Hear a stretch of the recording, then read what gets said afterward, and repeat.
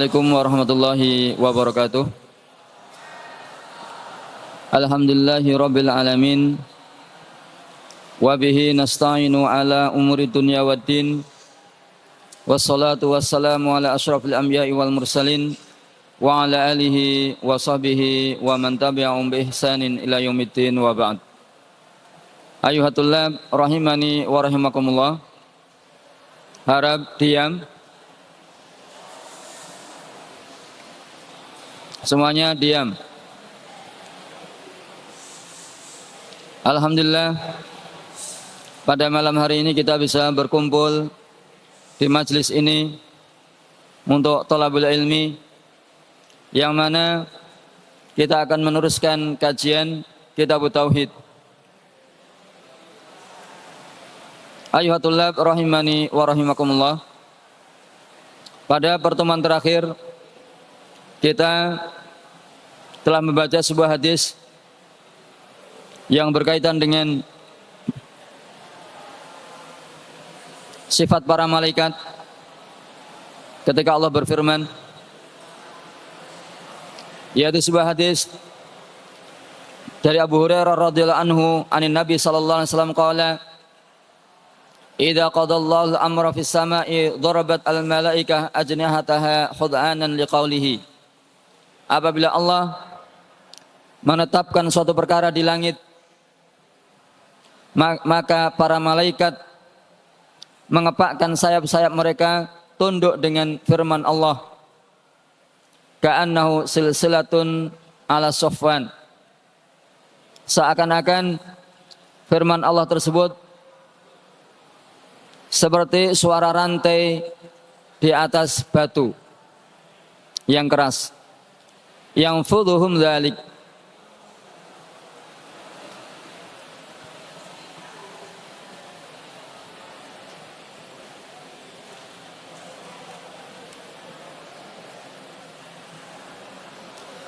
Firman Allah tersebut masuk ke dalam hati mereka sehingga menimbulkan rasa takut. Hatta idza fuzi'a an qulubihim qalu madza qala rabbukum qalul haqqa wa huwal aliyyul kabir. Sampai apabila hilang dari dalam hati mereka rasa takut, mereka berkata, madza qala rabbukum, apa yang dikatakan Rabb kalian? Qalul haqqa wa huwal aliyyul kabir. Mereka mengatakan, Allah mengatakan kebenaran dan Dia maha tinggi, maha besar.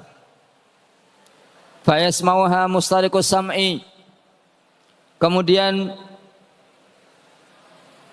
pencuri dengar mendengarnya. Fayasmauha mustariqus sam'i. Maka mendengarnya mustariqus sam'i, jin yang mencuri dengar. Wa mustariqus sam'i hakadha ba'duhu fawqa ba'din. Pencuri dengar ini atau jin setan yang mencuri dengar ini begini, sebagiannya di atas sebagian yang lain. Wa safahu Sufyanu bikafihi, yang mana Sufyan mensifatkannya dengan telapak tangannya. Faharrafaha, dimiringkan telapak tangan tersebut. Wa baddada baina asabihi, kemudian Sufyan menjauhkan antar jari jemarinya. Fayasma'ul kalimah fayulqiha ila man tahtahu. Maka pencuri dengar tersebut, setan yang mencuri dengar tersebut, mendengar satu kata, kemudian dia disampaikan kepada orang yang di bawahnya. Summa yulqiha al-akhar ila man tahtahu. Kemudian orang yang lain tersebut, setan yang lain tersebut, menyampaikannya kepada orang yang di bawahnya. Hatta yulqiha ala lisanis sahir, sampai mereka menyampaikannya kepada lesannya tukang sihir au kahin atau seorang dukun. Wa rubama adrakahu syihab qabla an yulqiha. Kadang setan tersebut terkejar oleh syihab, yaitu nyala api atau bintang yang menyala, qabla an yulqiha, sebelum dia menyampaikan kepada setan yang di bawahnya, jin yang di bawahnya.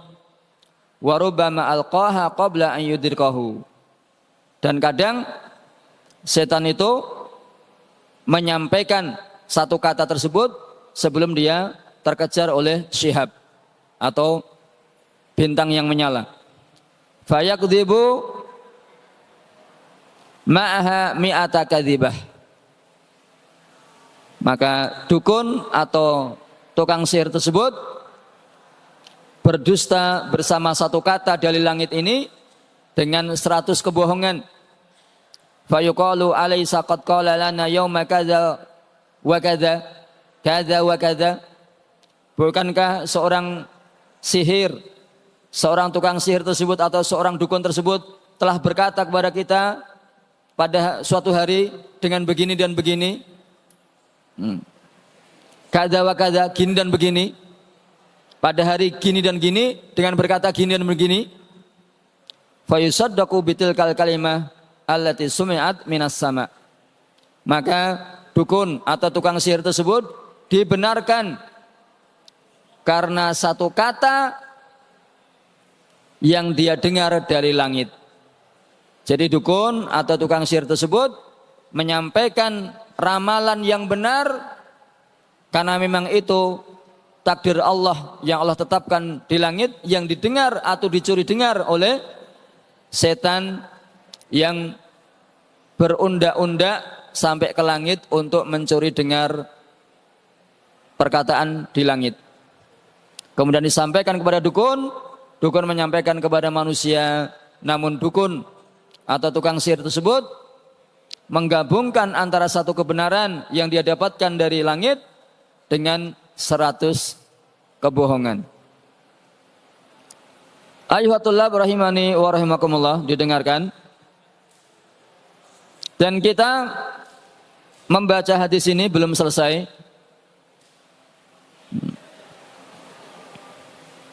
Syekh Utsaimin mengatakan, summa yulqiha ila man tahtahu. Setan yang mencuri dengar tadi menyampaikan kepada setan yang di bawahnya, karena mereka berundak-undak. Yang di atas menyampaikan yang di bawahnya, yang di bawahnya kemudian menyampaikan yang di bawahnya, terus menerus demikian. Yulqil kalimah akhirahum alladhi fil ardi ila lisani sahir awil kahin. Maka kalimat dari langit tersebut disampaikan oleh setan terakhir mereka kepada seorang tukang sihir atau seorang dukun. Wasihru azaim waruqa wa ta'awudat tu'assiru fi badanil mahsur fi badanil mashuri wa qalbihi wa aqlihi wa takfiri wa tafkirihi. Tukang sihir melakukan sihir. Apa itu sihir? Sihir adalah azaim. Azaim atau kita mengatakannya jimat-jimat. Waruqa. Ruqa jamak dari ruqyah. Sihir itu adalah jimat-jimat, ruqyah-ruqyah. Wa ta'awudzat, dan lafaz-lafaz yang mengandung ta'awud, minta perlindungan. Tu'assiru fi badanil mahsur, yang mana ini semua mempengaruhi di badan orang yang disihir. Wa qalbihi, mempengaruhi hatinya. Wa aqlihi, mempengaruhi akalnya. Wa tafkirihi, dan mempengaruhi pikirannya. Ini kurang lebih definisi sihir yang disampaikan oleh Syekh Muhammad bin Shalih Al-Utsaimin di sini. Sihir adalah azimat-azimat, ruqyah-ruqyah, ta'awudat-ta'awudat yang mempengaruhi ke badan orang yang disihir. Nah, bisa membuat sakit badannya. Tergantung mau dibikin sakit apa. Mau dibikin sakit kepalanya, disikit tangannya, kakinya.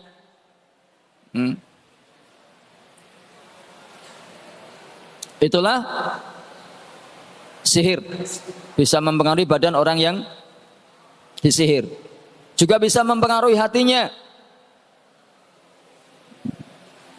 Seperti sihir mahabbah, sihir cinta.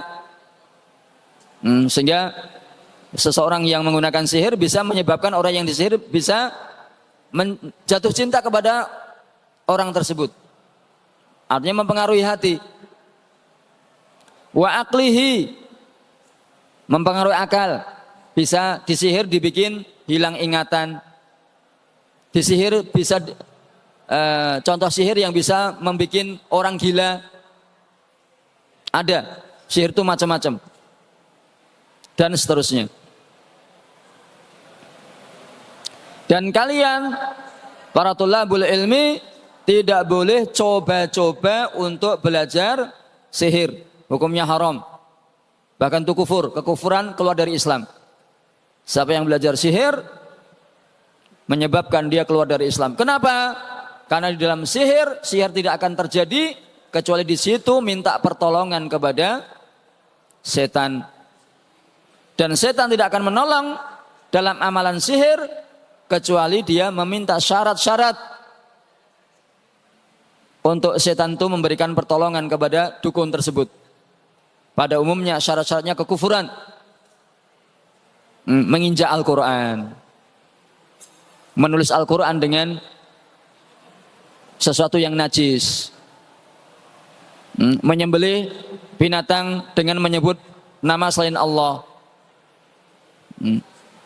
dan berbagai macam kekufuran yang diminta oleh setan sehingga dia bisa membantu orang tersebut untuk berbuat sihir. Jadi tidak boleh belajar sihir, hukumnya haram, menyebabkan keluar dari Islam karena di dalamnya ada minta pertolongan kepada setan.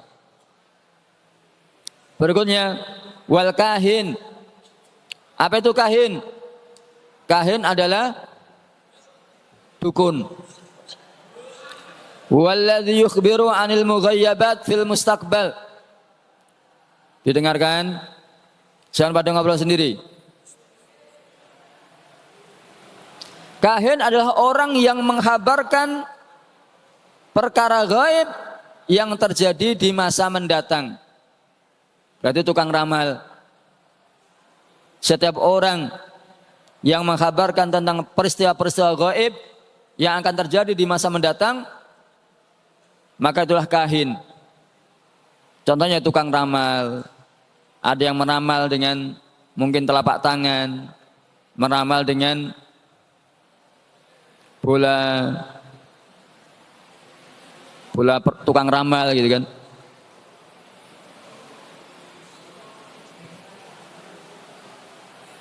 Kemudian Syekh Utsaimin mengatakan, kadang menjadi samar bagi sebagian thalabul ilmi. Mereka menyangka, yaitu para thalabul ilmi itu menyangka bahwa setiap orang yang mengkhabarkan tentang perkara gaib, walau fima madha, walaupun itu terjadi di masa lampau, fahuwa kahin, maka ini termasuk dukun. Akan tapi apa yang telah lalu, yang terjadi di muka bumi, itu bukan perkara gaib. Akan tapi itu perkara gaib yang nisbi, perkara gaib yang relatif. Mislu ma yaqa'u fil masjidi yu'addu ghaiban binisbati liman fis syari'. Didengarkan? Apa yang terjadi di dalam masjid ini adalah perkara gaib bila yang ditanya adalah orang yang di jalan sana. Apa yang terjadi di dalam masjid? Aku nggak tahu, itu perkara gaib. Tapi orang yang di dalam masjid tahu apa yang terjadi di dalam masjid. Itu bukan perkara gaib lagi, karena dia tahu, dia hadir. Sedangkan orang yang dia tidak hadir, mungkin di rumahnya, mungkin sedang di jalan, nggak tahu. Ini perkara gaib bagi dia tentang apa yang terjadi di dalam masjid ini. Jadi ini perkara gaib yang nisbi.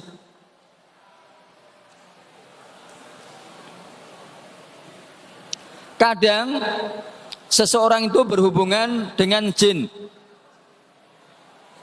dan jin tersebut yang menghabarkan kepada dirinya apa yang terjadi di muka bumi, walaupun tempatnya jauh.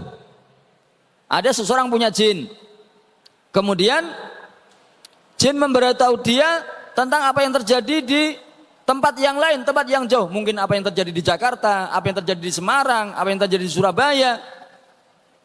Jin memberitahu dia. Sehingga dia berbicara tentang peristiwa tersebut, padahal dia tidak melihatnya. Kenapa? Karena dia punya teman dari bangsa jin.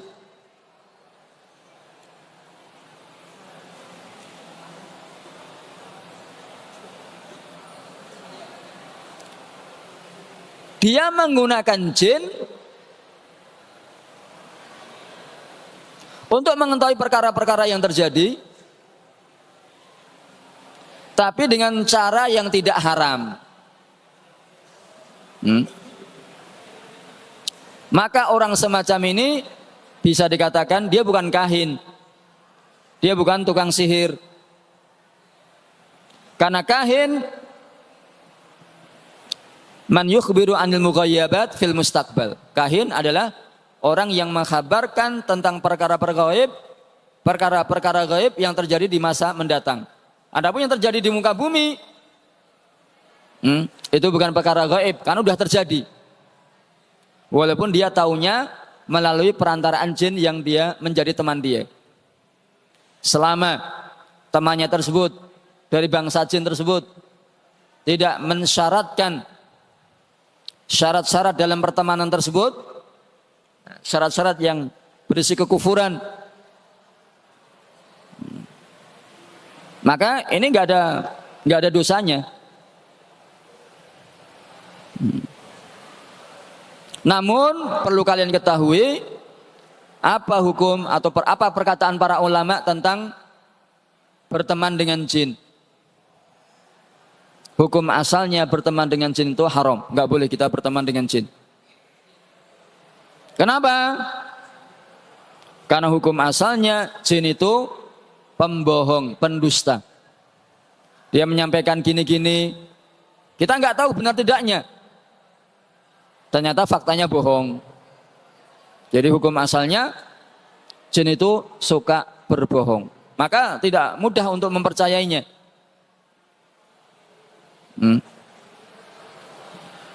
Maka kalau ada orang yang melakukan ruqyah kepada orang yang kesurupan misalnya, kemudian diajak bicara, sering terjadi jin itu berbohong. Tukang ruqyahnya bilang, kamu keluar kalau tidak saya bacakan ayat-ayat ini, saya bacakan ayat kursi, saya bacakan Al-Fatihah, saya bacakan ayat-ayat yang membuat kamu panas atau kebakar. Oh iya, dia bilang, orang yang kesurupan tersebut atau jinnya itu bilang, iya saya akan keluar. Tapi dibacakan masih ada di dalam tubuhnya. Bohong, suka bohong.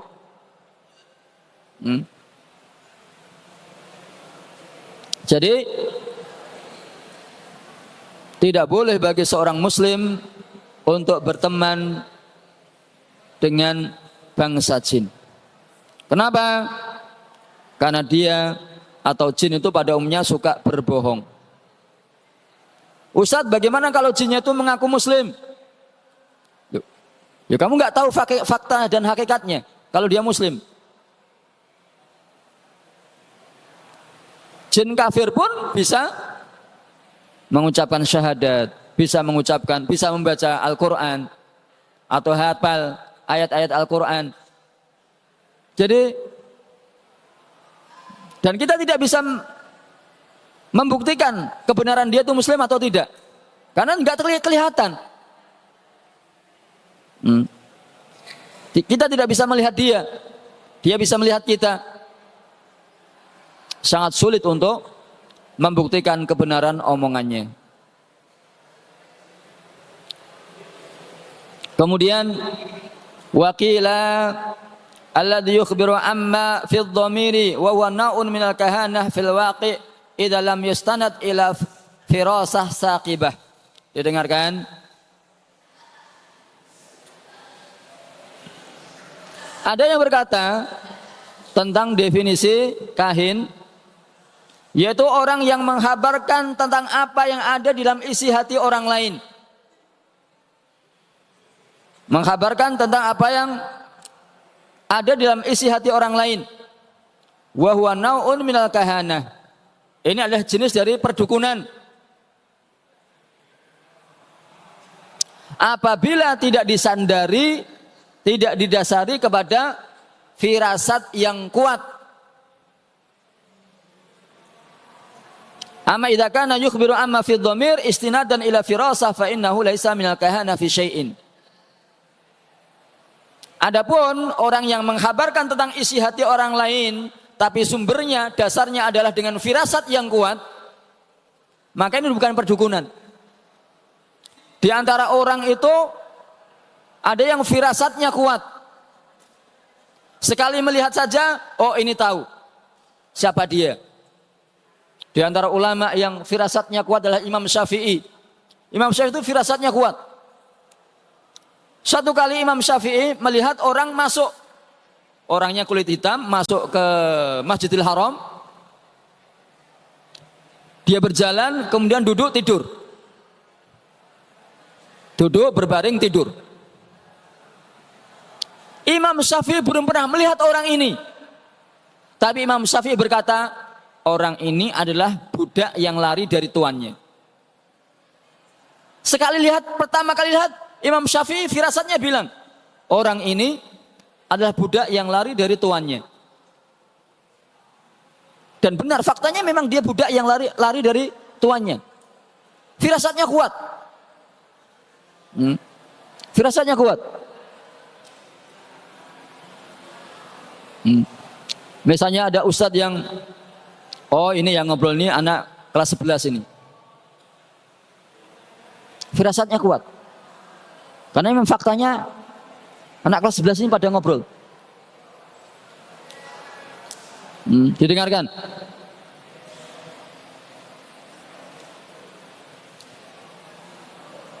Jadi kalau ada orang yang membicarakan isi hati seseorang melalui firasat dia yang kuat, ini bukan perdukunan, ini bukan perdukunan. Karena di antara para ulama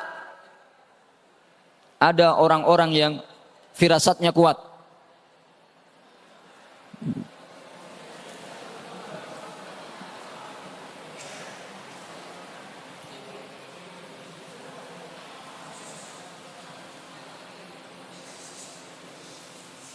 Dan diperlukan kecerdasan untuk mengetahui hal tersebut. Seperti apa yang terjadi di pengadilan. Kadang orang yang berseteru itu tidak, dua orang yang berseteru mengklaim, setiap dari keduanya mengklaim tentang suatu perkara. Namun masing-masing dari mereka tidak memiliki bukti yang kuat. Tidak memiliki bukti yang kuat untuk mendukung klaim mereka. Maka diperlukan firasat yang kuat, kecerdasan seorang hakim untuk menilai mana yang benar, mana yang salah.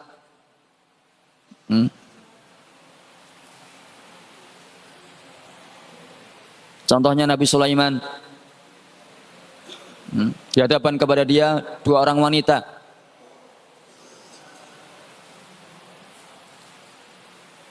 Bersama satu orang bayi.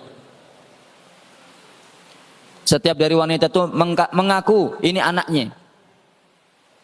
Maka diperlukan kecerdasan untuk mengetahui siapa ya pemilik bayi ini yang sebenarnya. Yang satu jujur, yang lain pasti bohong. Dan tidak ada bukti, nggak ada saksi yang menguatkan bayi ini milik siapa.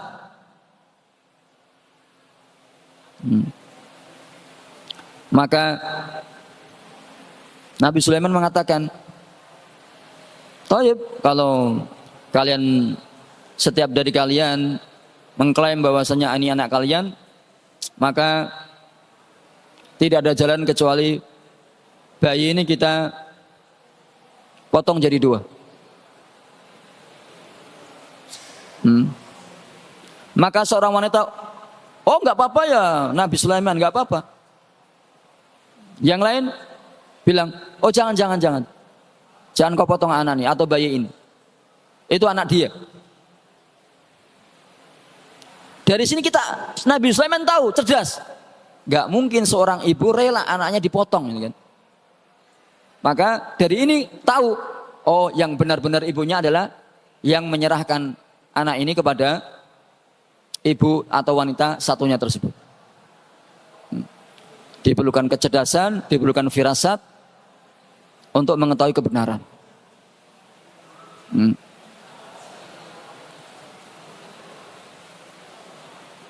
Kemudian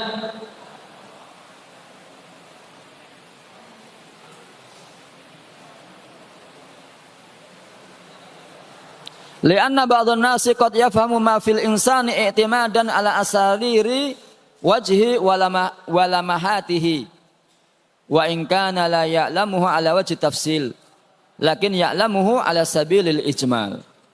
Karena sebagian manusia memahami apa yang ada dalam isi hati seseorang bersandarkan kepada raut wajah. Raut wajah, dari raut wajah, mimik wajah bisa mengetahui seseorang itu jujur, bohong, dan semisalnya. Walaupun dia tidak mengetahui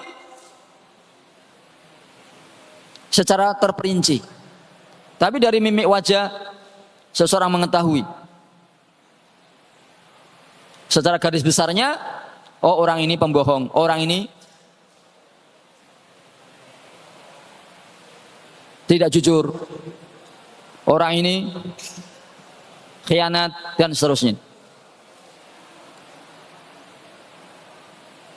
Siapa yang menghabarkan tentang apa yang terjadi di muka bumi, laisa minal kuhan, maka dia bukan seorang kahin, seorang dukun.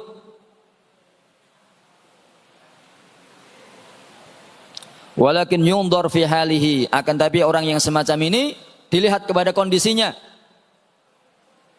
Apabila orang yang tidak dipercaya agamanya, maka kita tidak bisa membenarkan perkataannya. Karena Allah Subhanahu wa taala berfirman, ya ayyuhalladzina amanu, wahai orang yang beriman, in ja'akum fasikun, apabila datang kepada kalian seorang fasik binaba'in, dengan suatu berita, fatabayyanu, maka bertabayunlah, carilah kebenarannya. Cari kebenaran berita tersebut, benar atau tidak, benar atau bohong. Disyaratkan tabayun. Kepada siapa? Kepada orang yang kita tidak tahu agama orang tersebut. Wa in kana mausukan fi dinihi, apabila dia terpercaya agamanya, enggak akan berbohong. Wa na'lamu annahu la yatalabbas bi muharram min syirkin wa aw ghairihi lil usul ila gharadihi. Orang ini tidak mengerjakan yang haram dari kesyirikan atau dosa-dosa besar yang lainnya untuk mendapatkan tujuannya. Fa innana la nudkhiluhu fil quhan, maka kita tidak memasukkan dia dalam kriteria dukun. Alladzina yuhramu ruju' ila qaulihim, yang mana dukun kita tidak boleh mengambil perkataannya. Kita tidak boleh mengambil perkataan dukun, karena dukun itu pada umumnya suka bohong untuk mendapatkan tujuan duniawi dia, mendapatkan bayaran, mendapatkan upah, walaupun dia harus bohong.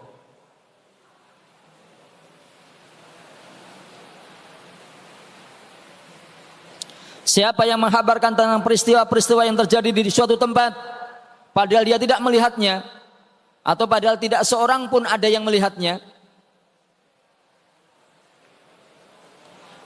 dalam arti dia tidak hadir di tempat tersebut,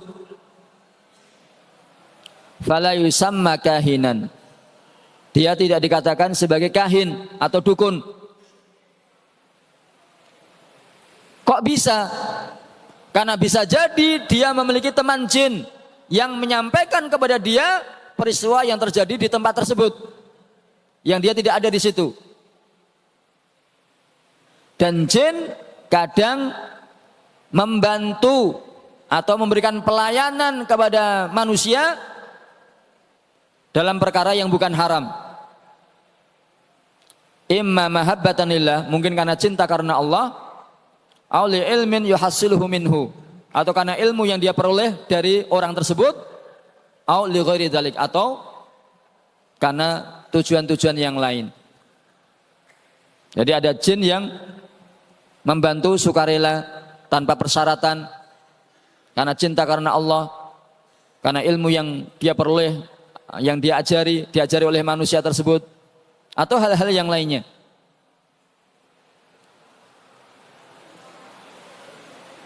Tidak semua orang yang menceritakan peristiwa yang terjadi di muka bumi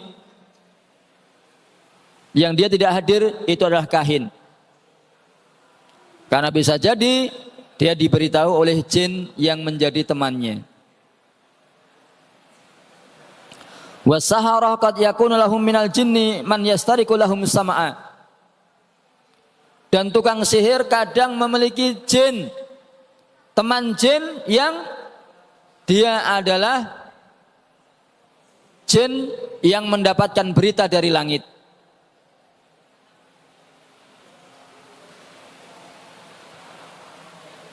Jadi jin yang menjadi temannya dukun tersebut adalah jin terakhir yang mendapatkan kabar dari langit dari jin-jin yang di atasnya. Sehingga dia mendapatkan berita, atau tukang sihir ini mendapatkan berita yang benar dari langit. Karena apa? Mencuri dengar dari langit. Dan jin-jin yang mencuri dengar ke langit itu mereka tidak sampai kecuali ke langit dunia. Mereka tidak sampai kecuali ke langit dunia. Tidak bisa lebih. Maksimal ke langit dunia saja yang bisa dicuri dengarnya. Qala Allah Ta'ala, wa ja'alna as-samaa'a saqfan mahfudha. Dan sungguh kami telah menjadikan langit itu atap yang terjaga. Jadi langit dunia itu ada yang menjaga. Gak bisa menembus langit dunia. Mereka hanya bisa mendekati langit dunia untuk mencuri dengar.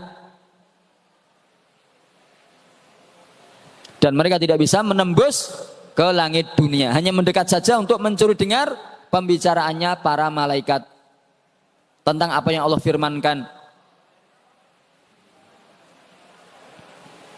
Qala al-ulama fi tafsiri qoulihi ta'ala wa laqad zayyana as-samaa'a ad-dunya bimasabiha. Sungguh kami telah menjadikan langit itu perhiasan dengan masabih, dengan bintang-bintang.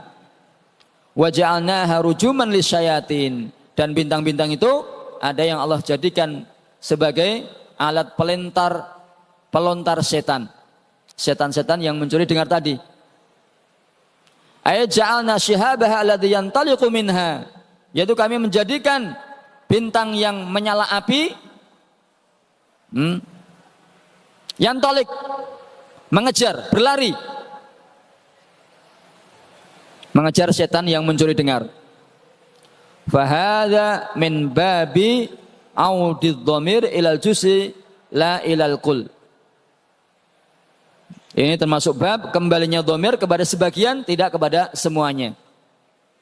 Wa ja'alnaha, dhamir ha itu kembali kepada masabih, bintang-bintang. Dan di antara bintang-bintang itu ada yang Allah jadikan sebagai syihab, yaitu bintang yang menyala yang digunakan untuk melempar setan. Tidak semua bintang itu syihab. Tapi di antara bintang ada yang digunakan menjadi syihab, yaitu bintang yang menyala untuk melempar setan.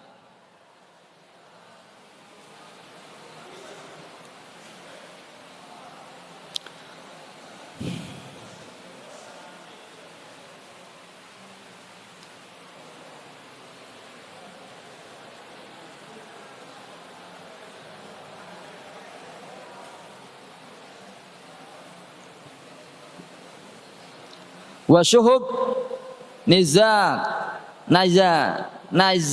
nayazik tantaliku minan nujum. Wa ya kama qala ahlul falak tanzulu ilal ardi.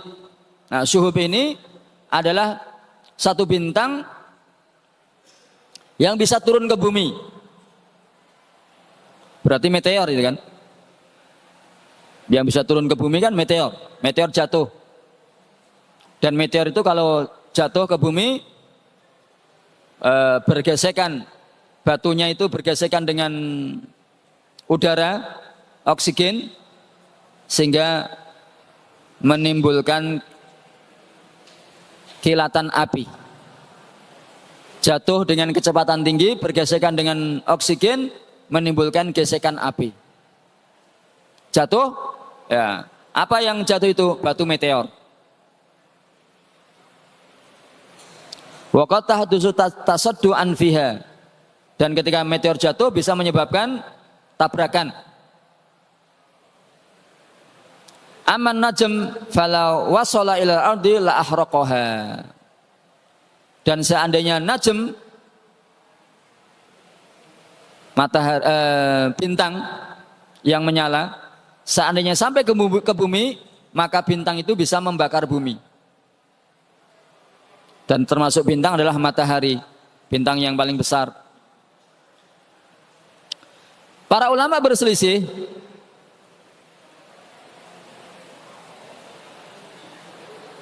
apakah setan-setan yang mencuri dengar di langit itu terputus pencurian mereka dari mencuri dengar setelah diutusnya Nabiullah Muhammad SAW, terputus untuk selamanya atau terputus di waktu Nabi masih hidup?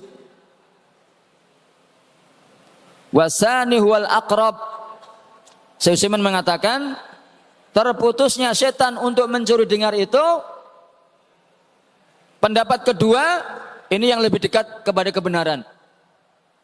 Jadi ketika Rasulullah masih hidup dan ketika Rasulullah masih hidup, Rasulullah menerima wahyu dari langit, setan-setan terputus untuk bisa mencuri dengar berita langit.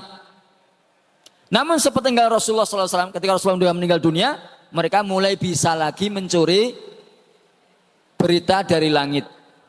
Ini menurut Syekh Utsaimin ini yang lebih dekat kepada kebenaran. Hatta yaltabisu kalamul Quhan bil wahyi. Kenapa ketika Rasulullah masih hidup jin-jin yang mencuri dengan itu terputus? Agar supaya perkataan para dukun tidak samar dengan perkataan wahyu yang disampaikan oleh Rasulullah SAW. Bisa jadi kalau di zaman Rasulullah masih hidup, jin-jin yang mencuri dengan itu bisa mencuri berita dari langit, maka sebelum wahyu itu sampai kepada Rasulullah, jin-jin yang mencuri dengan itu sudah mencuri duluan dan disampaikan kepada dukun. Sehingga yang nanti yang disampaikan oleh Rasulullah itu sama yang dengan apa yang disampaikan kepada kepada dukun, sehingga tercampur. Oh ini Muhammad itu sama perkataannya dengan dukun itu, gitu kan. Maka untuk menghindari semacam ini, Allah menjadikan di masa Rasulullah menerima wahyu, di masa hidupnya Rasulullah SAW, jin-jin yang mencuri dengar berita langit terhalangi untuk bisa mencuri dengar.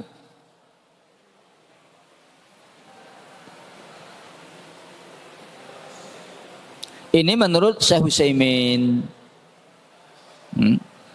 Wallahu ta'ala alam benarnya. Apakah sampai sejak zaman Nabi diutus menjadi Nabi sampai akhir zaman, jin-jin itu tidak bisa mencuri dengar berita dari langit?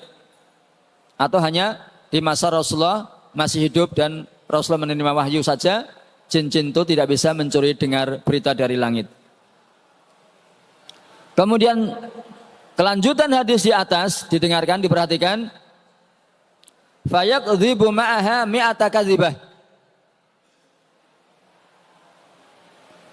dukun atau tukang sihir yang mendapatkan berita dari langit tersebut, mendapatkan satu berita benar dari langit yang dicuri oleh jin-jin yang mencuri dengar tadi, itu berita benar dari langit, maka dukun atau tukang sihir tersebut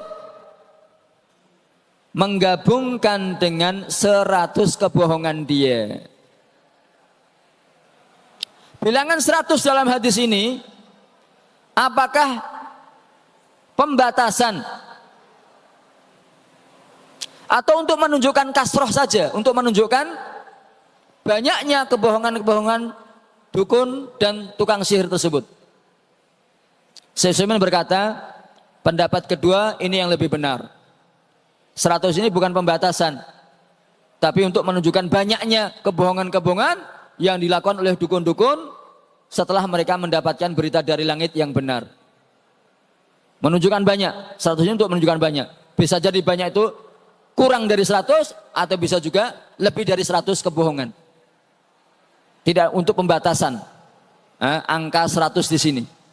Tapi untuk menunjukkan bahwasanya dukun dan tukang sihir tersebut banyak sekali melakukan kebohongan-kebohongan yang dilupakan oleh manusia karena ingat dengan satu ramalan yang benar atau perkataan yang benar yang dicuri dari langit oleh jin-jin yang mencuri dengar tersebut, yang menjadi teman dukun atau tukang sihir tersebut.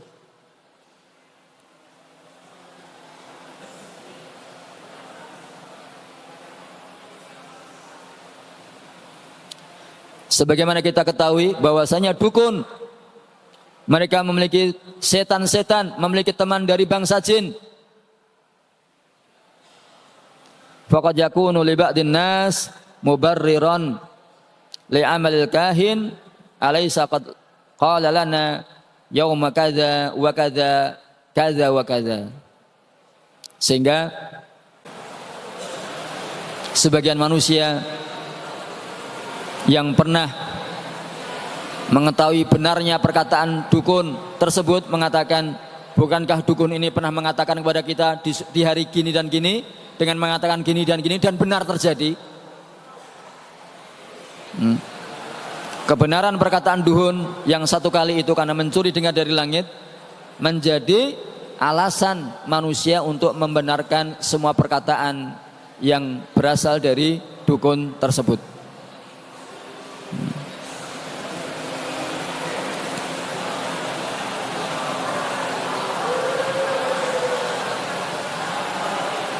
Manusia dalam perkara-perkara yang asing, dalam perkara-perkara yang aneh,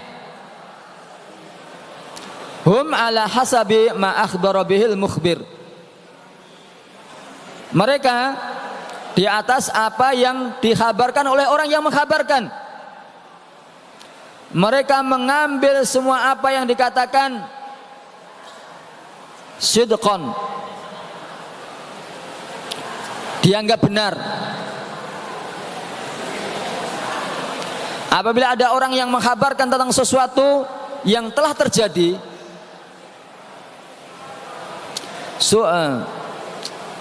misalnya ada dukun yang meramal suatu peristiwa dan terjadi ramalan dia,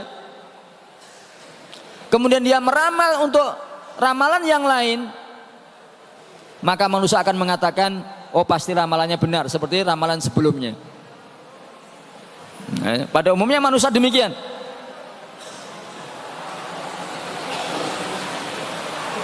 Maka karena sifat manusia demikian, banyak orang-orang yang mempercayai perkataan dukun atau tukang ramal. Padahal banyak yang meleset, banyak yang menyimpang, atau dukun tersebut berkata tanpa ilmu, hanya menduga-duga saja. Tapi akibat satu perkataannya dulu benar, sehingga dia perkataannya selalu diikuti, dibenarkan oleh orang-orang yang terutama yang imannya lemah, hatinya bersandar kepada para dukun, para tukang sihir, tidak bersandar kepada Allah Subhanahu wa ta'ala. Ini yang berkaitan dengan hadis ini. Kemudian Syekh Utsaimin menyebutkan beberapa fawaid berkaitan dengan hadis ini. Didengarkan? Didengarkan ya tulab. Isbatul qauli lillah. Faedah yang pertama, penetapan Allah itu memiliki perkataan. Isbatul qauli lillah. Penetapan Allah memiliki perkataan. Artinya Allah itu berbicara, Allah berfirman, yang firman Allah itu didengar oleh malaikat. Dan kita ahlu sunnah wal jamaah juga menetapkan bahwasanya lillahil kalam, Allah memiliki perkataan, Allah berbicara. Yang kedua, azamatillah, menunjukkan keagungan Allah subhanahu wa ta'ala. Ketika Allah berfirman, para malaikat mendengar firman Allah seperti suara gemerincing rantai yang ditarik di batu yang keras, yang menimbulkan rasa takut di dalam hati para malaikat. Ini menunjukkan keagungan Allah subhanahu wa ta'ala. Yang ketiga, isbatul ajnihah lil malaikah. Dalam hadis menetapkan bahwasanya para malaikat memiliki sayap-sayap. Maka kita ahlu sunnah wal jamaah menetapkan bahwasanya para malaikat memiliki sayap-sayap. Dan setiap malaikat tidak sama jumlah sayapnya dengan malaikat yang lain. Malaikat Jibril memiliki berapa sayap? 600 sayap. Dan tiap malaikat jumlah sayapnya berbeda-beda. Yang keempat, khauful malaikah minallah wa khudu'uhum lahu. Ketakutan para malaikat terhadap Allah subhanahu wa ta'ala dan ketundukan mereka kepada Allah subhanahu wa ta'ala. Para malaikat adalah orang-orang yang makhluk yang sangat taat kepada Allah subhanahu wa ta'ala dan memiliki sifat takut yang luar biasa kepada Allah subhanahu wa ta'ala, karena mengagungkan Allah. Takut, tunduk maksimal kepada Allah subhanahu wa ta'ala. Itulah para malaikat. Berikutnya yang kelima, annal malaikata yatakallamuna wa yaqilun. Para malaikat itu bisa berbicara, sesama mereka bisa berbicara, bisa ngobrol, dan mereka makhluk yang memiliki akal. Yang keenam, annahu la yasdaru anillahi illal haq.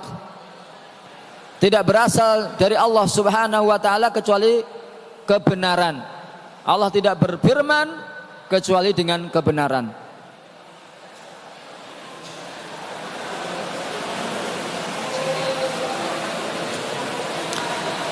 Yang ketujuh, annallaha subhanahu yumakkinu haula'il jinna minal wusuli ila samai finatan linnas. Allah memberikan kemampuan bagi para jin untuk bisa mendekati langit, untuk bisa sampai ke langit dunia, sehingga mereka bisa mencuri dengar berita dari langit.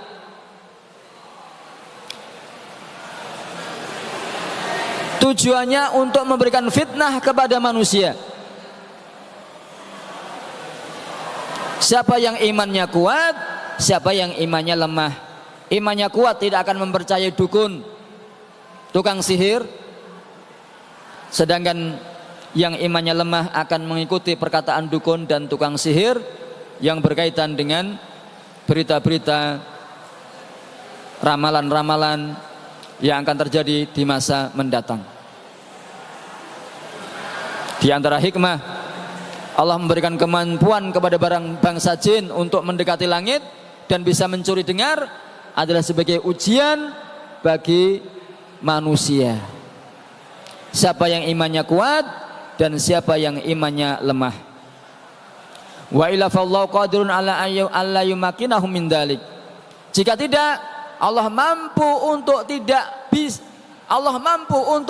bisa memberikan ketidakmampuan bagi bangsa jin untuk bisa mendekati langit. Allah mampu. Tapi Allah tidak menghendaki demikian. Jin dibikin mampu untuk bisa mendekati langit sehingga bisa mencuri dengar.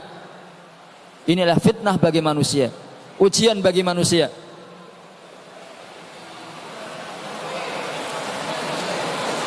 Sehingga bangsa jin tersebut bisa menyampaikan berita langit kepada tukang sihir atau dukun, yang mana ini menjadi ujian bagi manusia.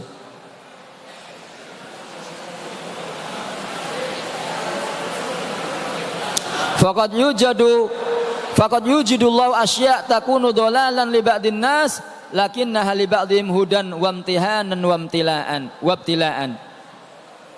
Sungguh kadang Allah itu mengadakan sesuatu yang mana sesuatu menjadi sebab kesesatan sebagian manusia, dan sesuatu itu menjadi sebab petunjuk bagi manusia yang lain. Semuanya dengan hikmah Allah, semuanya dengan ilmu Allah, semuanya dengan kudrahnya Allah. Allah menjadikan sesuatu itu menjadi sebab kesesatan sebagian manusia, dan Allah menjadikan sesuatu itu menjadi sebab hidayah bagi sebagian yang lain, menjadi ujian, cobaan bagi sebagian yang lain. Yang kedelapan, kasratul jin, banyaknya jin. Kenapa? Dari hadis di atas kita mengetahui jin itu jumlahnya banyak. Kenapa? Karena mereka berundak-undak dari bawah sampai ke langit. Itu menunjukkan banyaknya jumlah mereka. Wa ajzamuhum khafifah yatiruna tayran, dan badan mereka itu ringan sehingga gampang untuk terbang. Badan mereka ringan karena materi yang digunakan untuk menciptakan mereka adalah api.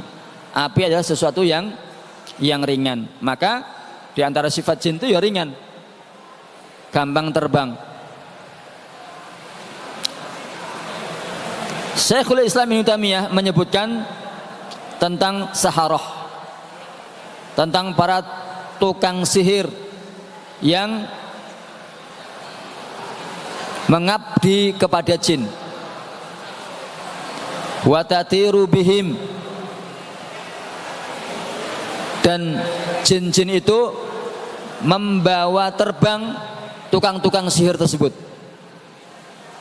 Jadi jangan heran kalau ada tukang sihir bisa terbang, yaitu memang yang menolong dia, yang menerbangkan dia adalah jin. Innahum yusbihuna yawma arafah fi biladihim. Mereka di hari Arafah tanggal 9 Dzulhijjah, pagi hari 9 Dzulhijjah itu masih di negerinya, di negaranya. Namun siang harinya atau ba'da duhur, mereka bersama manusia wukuf di Arafah. Kok bisa? Paginya masih di negerinya, ba'da duhur atau sore harinya sudah berada di Arafah, ikut wukuf bersama jamaah haji. Hadza mumkinun, kata Syekhul Islam ini mungkin. Al-an fit ta'irat. Ini perkataan siapa? Ini perkataan Syekh Utsaimin, ya kan? Ini mungkin zaman kita, karena zaman kita ada pesawat terbang. Akan tapi di masa lampau tidak ada pesawat.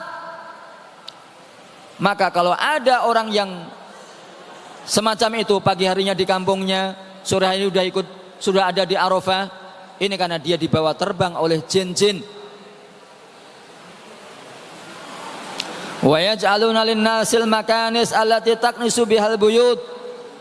Jin-jin itu memberikan sapu, yaitu sapu yang digunakan untuk membersihkan rumah. Maka tukang sihir tersebut mengatakan, saya mengendarai sapu dan saya akan terbang ke Mekah. Wa yaf'aluna hadza. Di antara tukang sihir itu ada yang mengendarai sapu untuk terbang.